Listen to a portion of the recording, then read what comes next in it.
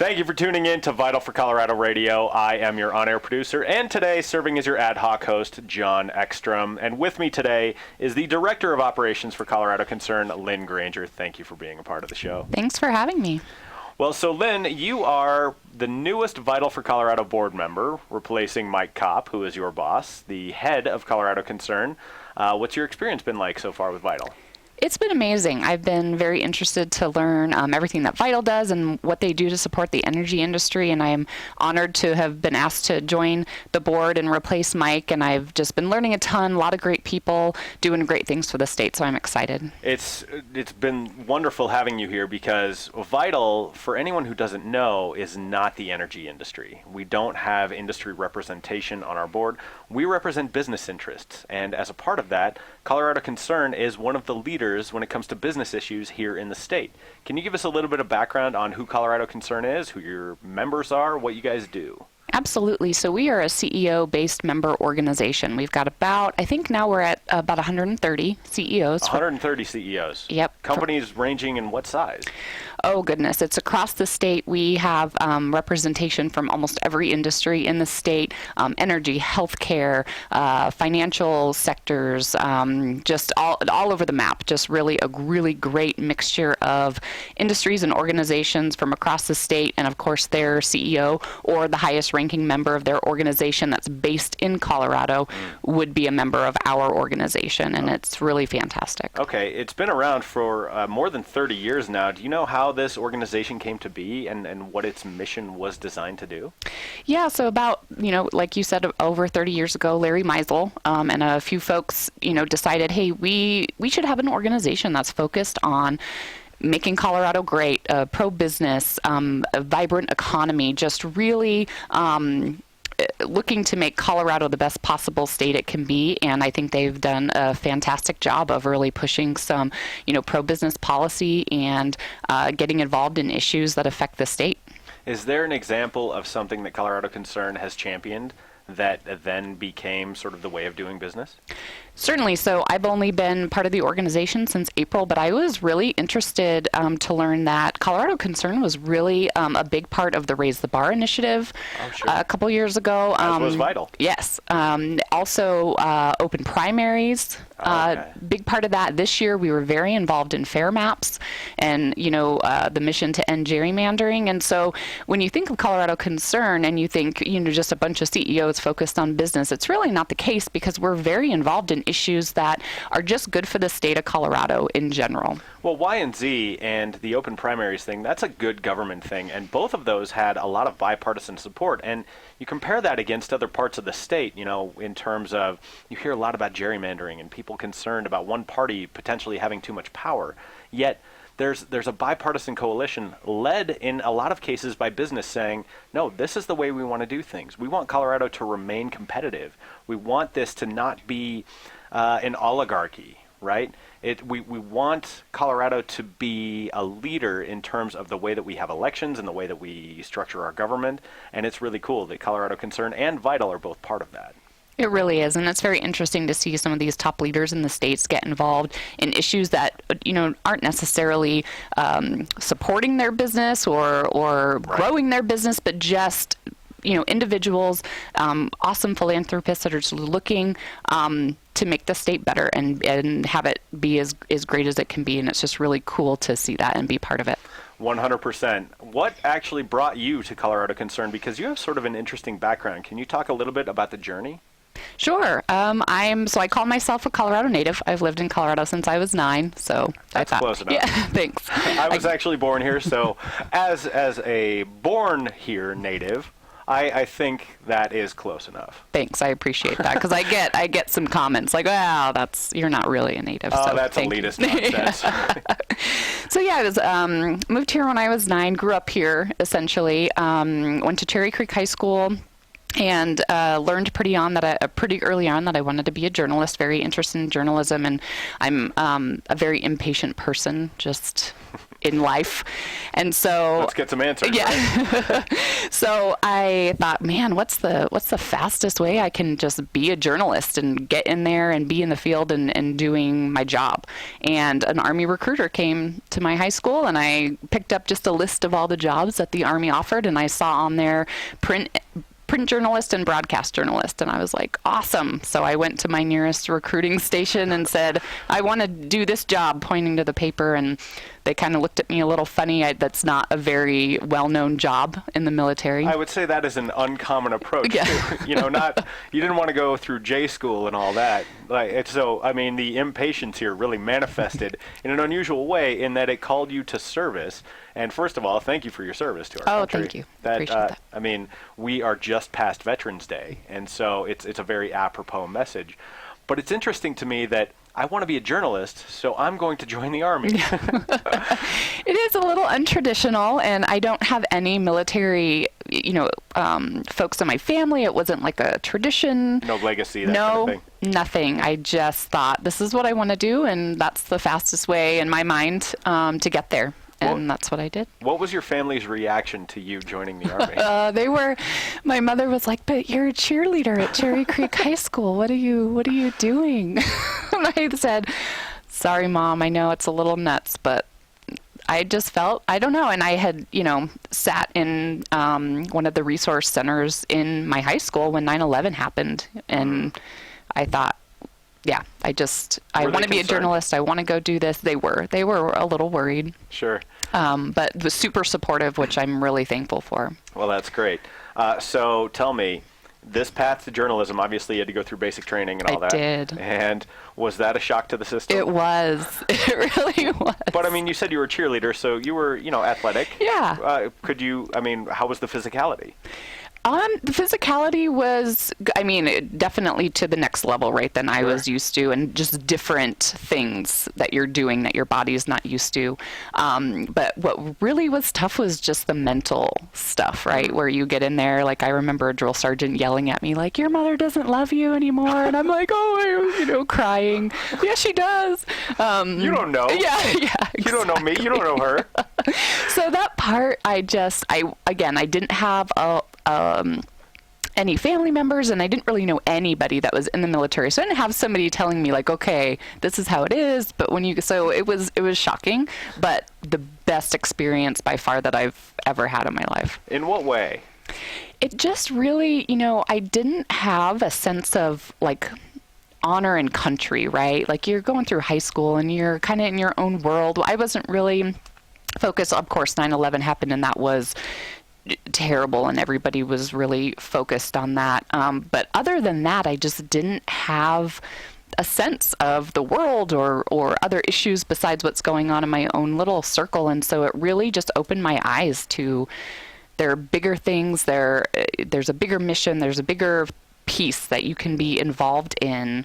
I traveled the world, I got world-class training, all of these things that the military offered that who knew? And I just felt like I definitely just had more pride in my country. So how long after enlisting were you actually able to start practicing journalism? So I was 9 weeks basic training, and then I went to AIT, which is Advanced Individual Training, which is specifically the training for journalism, and that was about 12 weeks.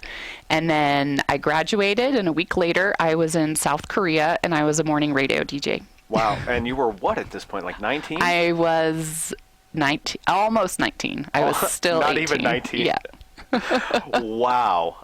That you're right. Okay, so the impatience paid off there. It did. So instead of grinding out, here's how you write a press release. Here's how you gather facts, and you go through all of this schooling. No, you got that just on the ground, and all of a sudden, wow, from the frying pan into the fire. Absolutely. And so morning radio host in South Korea, what types of programs were you doing? Like, what types of journalism, and what was your show like? So I had the 5 to 9 show, which was morning radio, obviously, on Warrior FM. I was Nice. about 20 miles from the DMZ. And really what I was working for American Forces Network, and what they focus on is command information, right? So when you're serving overseas, you don't get your normal television ads and radio ads for cars and clothes and all of these Pizza things. shops and whatever. Exactly. You get what we produce in-house. So I was producing commercials like, don't drink too much, don't gamble, be safe when you're walking around, wear your physical training belt when you're performing, physical training in the morning, and just different kind of command information messages. Almost like PSAs. Exactly. Yeah. Exactly like that. Just information that commanders and leadership wanted our soldiers to know to be safe where they're stationed. Okay. So how long did you serve?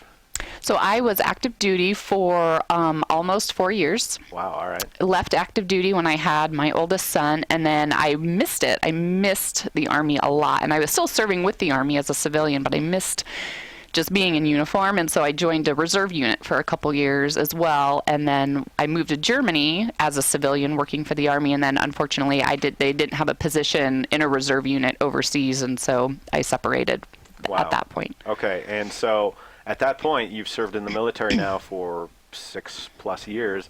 What was the next step? So again, loved the Army, wanted to stay as close to it as I could, so I continued to serve as a civilian in a GS role as a public affairs specialist officer, and I just had some amazing experiences and opportunities, and ended up serving as the strategic communications advisor for the 3-star general that was in charge of U.S. Army Europe in Germany. Wow, that's a very high-ranking position. It was. It really worked out and aligned very nicely that I was able to move into that position. And what ultimately compelled you to come back home? Family. Yeah. So again, originally from here, my parents are here. I had my second son in Germany, so now I've had one in South Korea, one in Germany. Flights, obviously, it's not a quick flight to get over to visit family. And so my husband and I just thought, maybe it's time to go home. We hadn't lived in the States. I think out of a decade, I had spent 1.5 years in the States. So we were just ready to come home and see what the next chapter brought us. So you ended up at the Colorado Department of Revenue. Yes. And what were you doing there? So there I was the communications director for the department. Okay, and so what types of things do you work on at Colorado Department of Revenue? Oh my goodness, what don't you work on at Revenue? So I was super surprised. Of course, when you think Department of Revenue, you think tax. Right. And maybe DMV. Some states have also DMV and tax. Not the Colorado Department of Revenue. It is incredibly interesting. So, of course, they've got taxation. They also oversee the DMV. They also have the lottery division, so they run the Colorado State Lottery. And then they have the enforcement division, which licenses and regulates a number of industries to include the auto dealers, marijuana, tobacco, racing, and gaming in the state. So it is really a very interesting department and provides a ton of services for the state. Wow, that's remarkable. And then ultimately you ended up at Colorado Concern following that. Yes. And so one of the things that Colorado Concern, along with Vital, has been working on, particularly over the last several months, and we see this come up again and again, was Proposition 112. And Proposition 112 ultimately failed by, depending on which statistics you've read, 12 or 14 points, which is a solid defeat. I mean, that's not real close. But when we're doing this every 2 years, there's a lot of downside in that because a lot of money, a lot of resources, you have to go towards educating the public. Can you talk about when Proposition 112 was initially proposed, what was the reaction to Colorado Concern? Oh, absolutely. I mean, clearly right up our alley, right?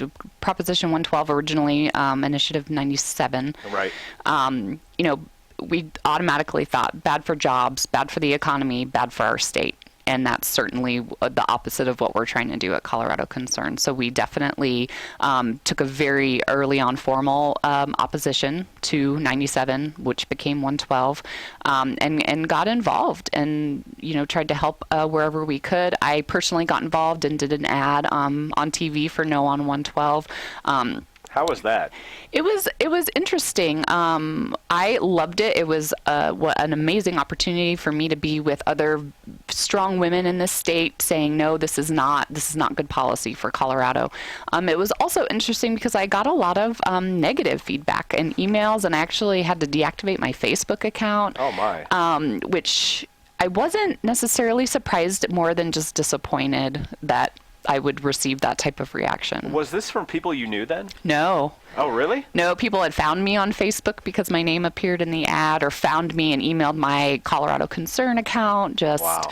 making comments, and it was disappointing, to say the least. Were they, I mean, how many of the comments had sort of merit? You know, I disagree with this. You know, Proposition 112 is good for our state. You know, I believe in health and safety. I believe that to be a false dilemma in terms of the way that the proponents positioned it, versus sort of ad hominem attacks. Yeah, no sort of arguments, or just, hey, appreciate the ad, but I'm voting yes because of. It wasn't really any of that. It was more like, how could you? I see that you have children. Don't you want them to be safe? How that do you kind sleep of at night? thing. Yes. Oh my. So. Well, I mean, it's a very emotionally charged issue, and in my estimation, and having worked on the campaign as well, that was one of the problems I had with the position of it, because the measure was always billed as health and safety versus the economy, whereas Vital has always taken the position, no, it's not either or. Mm-hmm. We can have both, and in fact, we have Me had too. both. Mm-hmm. And so the fact that it devolved into this really, really vitriolic rhetoric, I found disappointing. And knowing what I know from watching the social media traffic, I would see that manifest on Vital's Facebook page. And I thought, if we can take a step back here, Colorado has demonstrated leadership in terms of oil and gas. Absolutely. And I know that you have energy folks on your board who have probably worked on this firsthand. Did you get any narrative from them about the role that business has played in listening to citizen concerns? So, yeah, absolutely. We have a couple of energy folks that sit on our board, and certainly a lot of members in the energy industry as well. And you could really tell during our board meetings that this, is not just impacting the oil and natural gas industry, Right. 112, right? It has all of these unintended consequences and rippling effects that would really affect a lot of other industries in the state. So businesses across the state, and you can see from the long list, right, of folks that opposed 112. It's a long and very illustrious list. It is, because, and there's a reason for that, right? Because people understand this is not just about oil and natural gas. This is about a lot of other things, a lot of other industries, affects a lot of folks, and will be bad for the state of Colorado. How important do you think it is for others outside the energy industry? Because obviously the energy industry is going to defend itself. I mean, you're going to expect that. And you saw a lot of money flow into this campaign because the industry viewed this as an existential crisis. They say we cannot operate in this state. But how important is it for groups like Colorado Concern or Vital for Colorado to talk about it from the angle of, hey, we're not in the industry? And what kind of impact do you think that can have going forward? Well, first, I think it's vital, right? Right. It is No pun absolutely intended, or vital. Perhaps pun intended? Yeah, it is very important for other folks to come forward and say, I'm not connected to the industry, but here's how this is going to impact me and my industry and my employees. And we saw that, right, from the real estate folks coming forward and saying, wow, this would be detrimental. Just if you look at the number of square footage that energy industries occupy downtown, like literally if they left, Right. would be huge. You'd see a collapse in the commercial real estate market. Absolutely. And then you saw folks from education coming forward and saying, I don't know if you realize this, but a ton of severance tax dollars and money that we receive because of this industry being in Colorado goes to education. So, I know education is a top, hot button issue for Coloradans right now too. So by voting for this, you're essentially taking money away from something else that's also very important Well, to you. if you think about it, $879 million in 1 year is what the overall impact from oil and gas development went to education. And I mean, the state budget, we have a constitutional amendment that says we have to balance our budget every year. And a lot of the fights come because of education, and we can get into that another time. That's a whole other sort of bag of cobras here, Yes. given the the competing concerns of Tabor and Amendment 23 and the Gallagher Amendment. And if I don't think it's in anyone's best interest to blow a hole the size of $850+ million in the state budget. That's just no way to run a railroad. So if you're concerned about health and safety, there are better ways to do this. Absolutely. Rather than regulating the industry via ballot measure, which I think is very, very dangerous and begs the question, if you're successful in doing this in oil and gas, what's next? Well, and I think it's interesting that those folks that are talking about health and safety, that, 112 would also take money away from public safety organizations Fire like districts. fire and police. And so, yeah, all around. Yeah, it's interesting. And to your point, something that I thought was interesting, when you look at the defeat of Proposition 112, so it goes down by about 12 points. And in counties with the most heavy energy development, if this was designed to ensure the health and safety, you'd think the folks in Weld County would be the first ones to sign up for it. We have this. We live in the oil patch, or we live on the edge of the oil patch. Yet in Weld County, it went down 75-25, Wow. which is enormous. And then additionally, to your point, folks without energy development, so if you look at Adams County, which has a little bit of drilling activity, went down by about more than 10. Additionally, in Jefferson and Arapahoe County, neither of those counties have much, if any, energy development at all, yet it went down by more than 10 points there as well. So I think what you see is people rejecting the fear-based appeals, because a lot of this was based in fear. And the health studies cited were largely debunked by the Colorado Department of Health and Environment and the COGCC, and they said, look, what you think you're trying to accomplish, you're not actually going to accomplish via these setbacks. Mm-hmm. So I'm curious, you mentioned education, and we're kind of jumping around a little bit here, but you are also the host of the Vital for Women podcast. I am. And we spoke to a number of people about this, some of them in education, and I was struck by something that Celeste Archer said. Do you remember that episode? I do. And, she talked about working with students who are investigating oil and gas. And the fact that they have the opportunity to go out there and experience it firsthand really enhances their knowledge, and they come to the conclusions on their own. So in your estimation, based on the conversations you've had with Vital for Women and talking to people like Celeste Archer, what do you think is the best path forward to avoid something like this in 2 years or 4 years or, ad infinitum? Oh, I absolutely think that it's education and information. COGA, the Colorado Oil and Gas Association, puts out this wonderful community impacts brochure about everything that the energy industry is doing to help improve communities and community engagement and employee engagement and philanthropic activities that are just amazing, that I don't think a lot of people know about, right? Maybe they have a little more of an idea just because we saw a ton of ads, right, over the last several months trying to defeat 112. But I think we need just a steady drumbeat of what this industry means to the state of Colorado, how many people are employed, what safety precautions they are taking, because Colorado is one of the safest states in the nation for this industry. And I think we've got to really inform and educate people on what that means and what they're doing and how they're doing it, and kind of crush these fears, right? Because Right. like you mentioned before, it's this fear-based proponents, right? They're Right. just trying to instill fear about safety. Well, your Weld County numbers, that's incredible, right?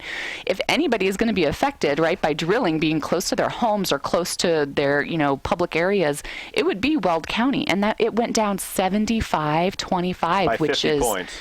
unreal. That's a landslide. And so I think that speaks volumes in and of itself, but we've got to make sure, like you said, we do have areas of the state that aren't exposed to the industry. Maybe they don't have neighbors that work in the industry, so Right. maybe they're just, less exposed. We've got to reach out to those people and really educate and inform for the next 2 years on everything that this industry does here in the state. And I think it's hard because there's so much to think about all the time. And if you live in, say, Jefferson County, you may not know and you may not care, but it comes up and you go, oh yeah, that sounds like a good idea. So finding creative ways to do outreach there, because ultimately we have nothing to hide. And if you think about all of the rulemakings that have happened, people are unaware of that. There's been like 15 rulemakings in the last 10 years addressing various community concerns. Absolutely. So very quickly, in our next segment, we're going to talk a little bit more about oil and gas. We're going to talk about what's coming in the legislature next year. We'll talk a little bit about transportation.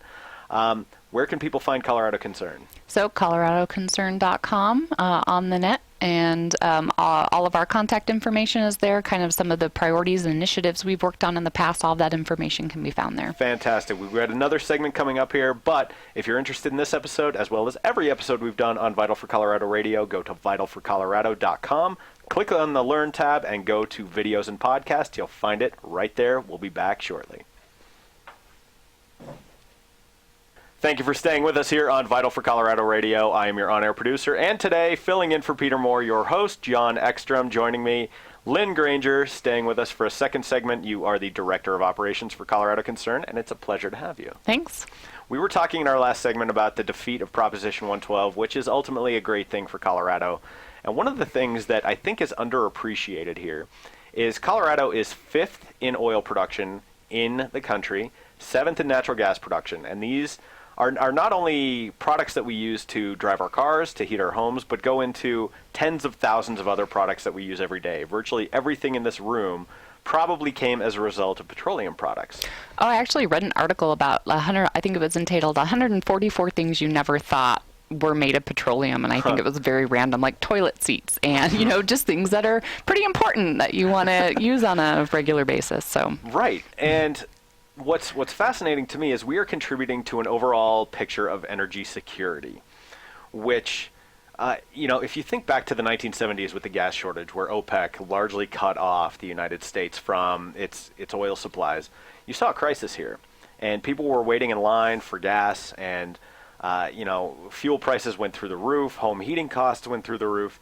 And if you eliminate it in Colorado, where are we getting it from? And given that you've lived abroad and internationally, I'm interested in your take on energy security as it pertains to local oil and gas regulation. Absolutely. So I think it's incredibly important for the United States to maintain or strive towards energy independence and not have to rely on other countries who, may not have any safety regulations when it comes to oil and natural gas, or they may have a few, but certainly not to the extent that we have here in our country. I also think it's very important because, say 112 would have passed here, and what's to say that same sort of initiative, wouldn't pass elsewhere, right? And we're to a point where now we're not producing natural gas and oil in the United States at all. And what is that? What would that look like? What would that mean? That we are very dependent on other countries for something that we need right now. And I, have had many conversations and done a lot of research about renewables and getting there. And I agree.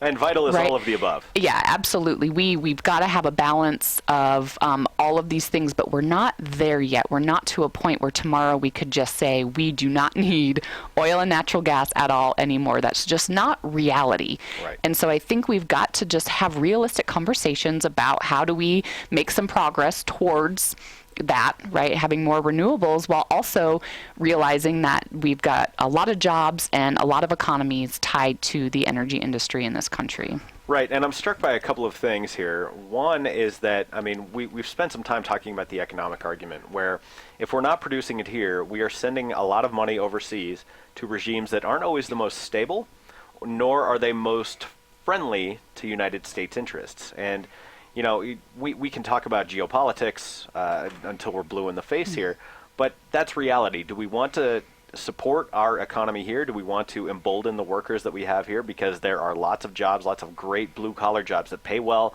with benefits that matter. Additionally, and I heard Governor Matt Mead say this once, he's the governor of Wyoming, he said, do you want to, if you care about the environment, do you want to develop this resource that we use and are going to continue to use for the foreseeable future in a country that has the most robust set of environmental regulations and protections, or do you want to outsource that to a country that maybe isn't there developmentally, that they don't necessarily have the protections for the environment for whatever reason? Which one would you rather prefer? And if we're talking about this in a global way, which energy does have a global impact. What we do here matters elsewhere. If you think about the fact that the United States is at a 20-year low in terms of imports, that's $200 billion at times a year, or $20 billion. I can't remember. I don't have my figures in front of me. But it's billions and billions of dollars that stay here that don't go overseas. And that's a remarkable place to be. It really is, and I find it interesting. During my time with the military, I had the opportunity to travel to a lot of former Eastern Bloc countries. I spent a lot of time in Ukraine. I spent a lot of time in the country of Georgia. A lot of countries that are dependent on Russia for energy. Right. And it makes it very complicated at that point, right, to maintain independence and rely on somebody else to provide this very essential product that Right. the people in your country need to have. And so it just creates a very clouded sort of relationship that I don't think we here want to have with anybody, not just Russia, but any country. We want to be independent. Right. And a lot of people are worried about exports, but if you think about, Asia, South Korea, Japan, China, our allies in Europe, I think they'd rather buy liquefied natural gas from us than they would from Russia or from some of these other countries. So with our bounty here, that can translate to good across the world and create a little bit more geopolitical stability. Totally agree. So fascinating stuff. Okay, let's look ahead to 2019. We've got a brand new governor coming in. We've got a brand new attorney general, a brand new secretary of the Treasury, and I'm missing one more. Secretary of State. Secretary of State. All Democratic. And this is the first time this has happened in how long? So one of our members informed us that their lobbyists went back and just did some research, and so far they've gone back 70 years, and this has not happened in 70 years. Could be longer, but for sure 70 years since one party controlled all four. Wow. And then in addition to that, the state Senate and the state House, all Democratic. And so, before the election you heard talk of a blue wave. That certainly did hit here, but with a caveat. Colorado is still sort of center-right when it comes to ballot measures. It is. And so, people want to call this a blue state, and if you look at our elected officials, it certainly is. The balance of the U.S. House has shifted from 4-3 Republican-leaning to 4-3 Democrat-leaning. Yet, if you look at the initiatives that came up this year, Proposition 112, Proposition 109, Proposition 110, Amendment 73, all failed. And so Colorado says, we're still a little bit leery of tax increases. And it's an interesting dichotomy going on in the electorate right now. In terms of the way Colorado Concerned does business, do you have any insight into that? So, of course, we're a pro-business, vibrant economy organization. That's our number one focus. So we will continue to maintain relationships with all folks in the House and the Senate, and build new relationships with those that are coming in order to continue the dialogue. And really, what our main focus is having access. We want our lawmakers here in the state to be educated and informed as they are drafting policy and making decisions. And we feel like with our member base, we can offer that. We can offer, hey, you're working on some healthcare stuff, please come sit down with Sylvia Young. Please come sit down with Chip Reimer, if you're going to work on something energy related, Sure. Just to get the education and information that they need to make informed decisions. Well, what you have is a remarkable cadre of people here, and it's access to information, it's access to knowledge. So if I'm gathering what you're saying correctly, it's that you're a resource here for, especially in Colorado with term limits, the legislature turns it over so frequently, and so you're constantly having to do education in that regard. And the fact that you have so many industries under one umbrella is remarkable, and people leading these industries and their organizations. But in terms of the companies that you have as members, how big are some of these companies? Like, how many employees do they have? Oh my goodness, hundreds of thousands. Hundreds of thousands. The decisions that are made at the Capitol will impact the folks in those industries in a very real and remarkable way.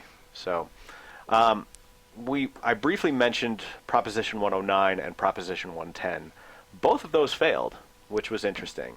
Yet, the dialogue that you hear, out there amongst people who live in Colorado is that traffic is really bad, and our roads are in really rough shape. Yet, two things went before them, and they said no to it. So I'm curious where we go from here. And given that transportation touches everything, it's a lot like energy in that way. I mean, everyone sort of uses energy. Everyone needs to get around, whether that's by mass transit or bike lanes or, in most cases, through their car. Where do we go from here? So I think absolutely transportation remains a top issue for Coloradans, and voters were very clear that the two solutions that were put forward to them aren't the right solutions Didn't at seem this like point. the right path forward. To Right. voters in So Colorado. I know for Colorado Concern, we're certainly going to be very engaged, continue to be very engaged in this issue. We have for a couple years. We were very involved in SB 1. The legislation that passed this past session. So we will continue to be very involved there and try to figure out a solution, because we do have a crisis in this state. I mean, CDOT has said that their Tier 1 list is about $9 billion of your repairs and widenings and just different needs across the state. So that's huge, and that's Tier 1, right? It's $9 billion. So we do know that this is a problem, that commuters are unhappy. We've got to find a solution, and Colorado Concern will definitely continue to stay involved and engaged in that dialogue. Wow. Well, I mean, it's going to be an interesting session, and given that, Representative, now Governor-elect Polis, in 2014 put forth some ballot measures that looked very similar to Proposition 112. It's going to be interesting to see where he goes in terms of both energy, transportation, now that 109 and 110 have failed. Do you have any sense for what his agenda is? I don't right now. All I can say is that I know that he's been willing to talk to industry and understand, certainly, and he's a businessman, right? He understands. Right. He's an entrepreneur. He understands the economic impacts, and came out and said that he was against 112 as he was campaigning, which is good news. I don't know what his agenda will look like. I can say I hope that as the Democrats, own leadership positions in this state right now, I think he's got a pretty awesome responsibility to maintain a balance and not go too far. And I hope that he will do that. Well, and I think when you see at the federal level, anytime one party gets, all three branches, and once, they have control of all of them, there can be a tendency to cater to your worst instincts. Now, that's true of both Republicans and Democrats. Absolutely. And what's generally good is you want a balance there, because you've got a competing marketplace of ideas here. And if you can sort of get together and hash it out and then let the best ideas rise to the top, rather than going to, wow, well, we have all this power, let's go towards this. If you do that, you're not going to stay in power that long, which I think is a fascinating phenomenon.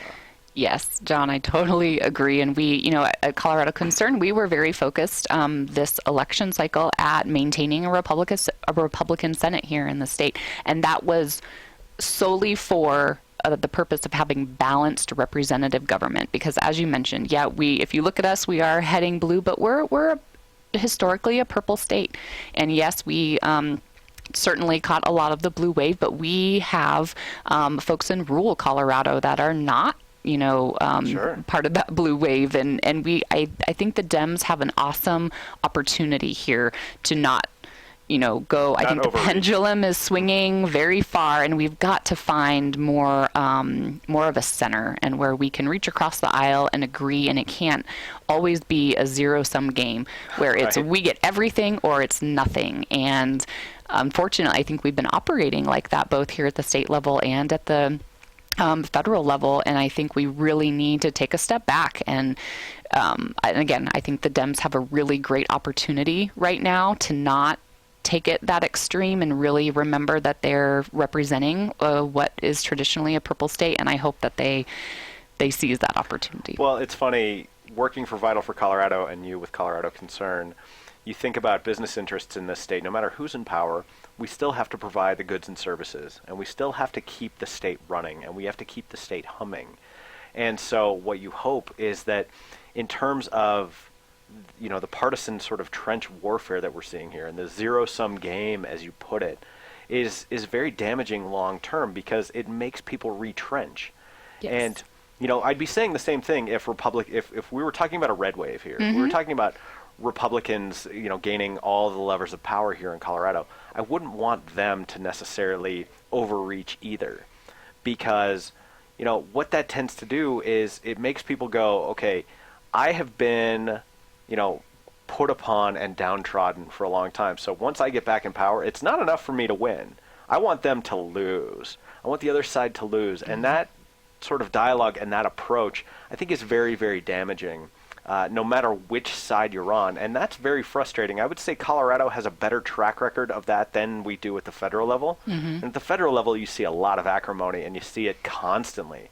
Whereas in Colorado, one of the saving graces here, we talked about the balanced budget. The long bill that comes out every year, that has to be passed. And you can't do that in a vacuum. And that requires a lot of cooperation.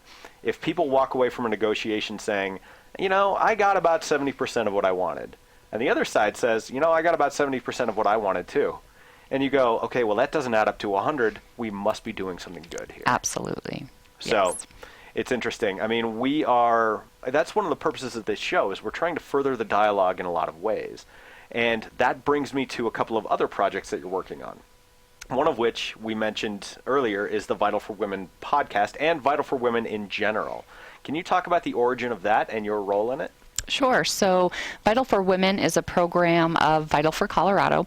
I think we saw the need, and Vital for Colorado certainly saw the need of engaging women and including women in these conversations. I mean, we can see from these elections, right, that just happened last week, women are getting involved in a very, very big way at every level, which is amazing. And I'm so happy and proud to see that. And I think it's important that we maintain that same level of engagement and dialogue in the energy industry as well, and in different issues that are affecting our state across the board, and just asking women to step up to the table and have a conversation and share their thoughts, and it's really great. I'm really excited about it. I worked with a woman who, she worked for PDC Energy, and now she's at Great Western. And, I asked her, I'm like, why do you support oil and gas? Because she I was working with her on just this one-off project, and she said, I actually support oil and gas because I'm a feminist. And I thought, okay, that's interesting. Tell me more about that. Why? And she said, this is one of the only countries in the world where a woman such as myself can hold a leadership position in the energy industry. And that is more unique than I would like it to be. So if I can tell that story, and if I can put a new sort of angle on it, and I can say, look, I support this not in spite of me being a woman, but because I'm a woman. I thought that was really, really powerful and really telling. And I thought, yeah, this industry does offer a lot of opportunities that are unique in the world. Absolutely. And I equate it again, I kind of go back to my military experience because that's what I did for over a decade. But same thing, right? I, serving in U.S. Army Europe, would travel to some of our NATO partners, and in some instances, women still aren't allowed to serve in the military there. Would you be the only woman in the room sometimes? I would, all the time. Very often I would be the only woman in the room. And look around and be very thankful that I live in a country where I said, hey, I want to raise my hand and serve, and I was allowed to do so and supported in doing that. And, very recently the military's even opened up Ranger School and different opportunities that before were men only, and now women can do that too. And so I think I equate it. It's empowering, and it's nice to see that we are afforded opportunities and women are really going out there and taking advantage of them. Well, and being at the forefront of that with Colorado Concern and Vital for Colorado and now Vital for Women, I think that's a great sort of trailblazing position. And it's amazing that we have to talk about trailblazing in this regard in 2018. Now, putting that aside, we can get down on the fact that we have to have that trailblazing discussion, but in equal measure, we can also say, look, that exists as it does, but the fact that we're doing this, at least it's happening now, right? Absolutely.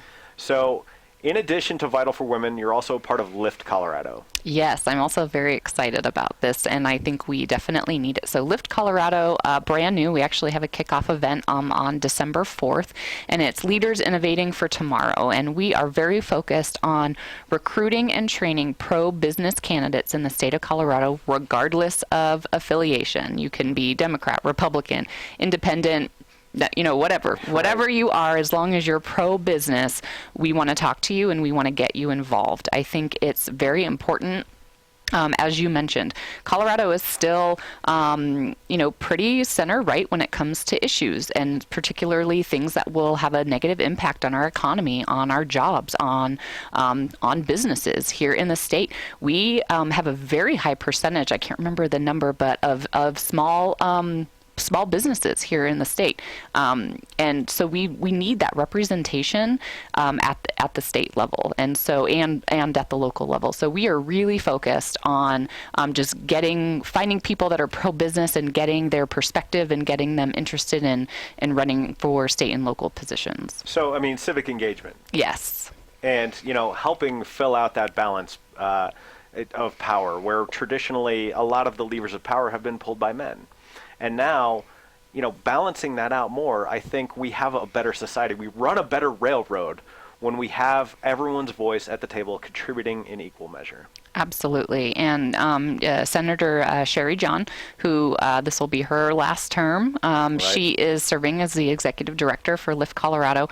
Amazing woman. I'm so honored to be working with her on this project because I literally can't think of a better person to take this sort of position. I mean, a small business owner, right, was talked into, hey, you are an awesome woman, you own a business, you have a voice, run for office. And she did. And I think 16 years, couple terms in the House, couple terms in the Senate, just amazing experience. And she took her lumps too. She absolutely took her lumps and came out on the other side very successful. And so I can't think of a better person to be running an organization like this. I'm very excited about what this could mean for our state and where we can go as far as recruiting and training those pro-business candidates and getting more of a voice for those folks. I think it's remarkable as well.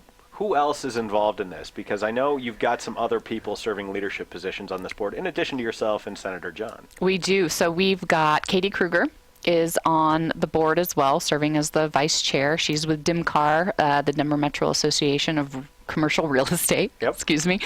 We've got Liz Peets also in real estate. She's been incredible. We have Jennifer Waller, who is vice president of the Colorado Bankers Association. So we've got some very nice representation. We also have Amber McReynolds, who used to run elections for the city and county of Denver, and she's since moved on to her own business. But she's brings a wealth of knowledge, and so we've got an amazing board.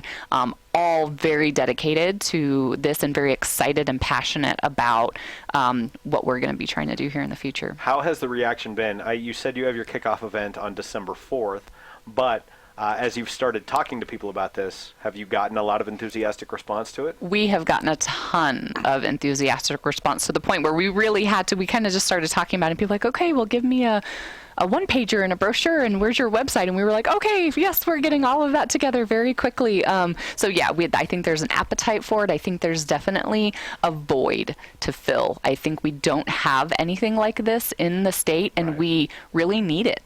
And so I think people are excited about it, and I think we've got such a great group of folks together that it will be very successful, and we're very excited for the kickoff on December 4th. Yeah, no, that's going to be very exciting. We will make sure to plug that on Vital for Colorado's website, on Vital for Colorado's Facebook page. What else is going on? What else can we look for from Colorado Concern? Anything coming up? Anything you want to plug? So we are just getting ready, of course, to head into the next legislative session. Obviously, we'll be very focused on transportation, continue to be.